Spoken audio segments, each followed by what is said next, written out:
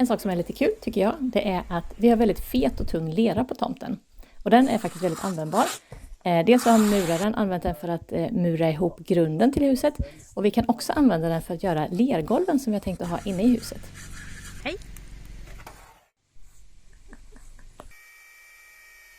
Lerbruket blandar vi till av lera och sand och sen hästgödsel som vi har fått från en gård i närheten. Sen hällde man också i vatten tills det blir en härligt kladdig konsistens. Vi märkte att det var en del mask i gödslet så att vi försökte plocka undan så många maskar som möjligt så att de ska slippa hamna i våra lergolv. Den här leran som vi lägger nu kommer inte att synas sen när huset är färdigbyggt. Utan anledningen till att vi använder lera i golvet är för att vår grund är fylld med puffat skumglas. Det känns stabilt, hör du. I det så kommer vi att lägga golvreglar. Uppe på golvreglarna så lägger vi ett trägolv. Och vi lägger de här golvreglarna i lera. Sen kommer vi också att lägga vattenburen golvvärme.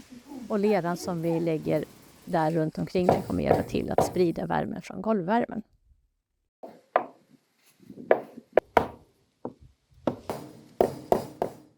Här har vi lagt golvreglarna i lerbruk för att jämna av. Det kan ju kännas lite läskigt om man annars tänker att det är en dålig idé att lägga golvreglar i typ betong. Nej, det är spännande med lera, för lera är ju, det suger fukt väldigt mycket. Man kan säga att leran är alltid törstig jämfört med betong som gärna ger ifrån sig fukt.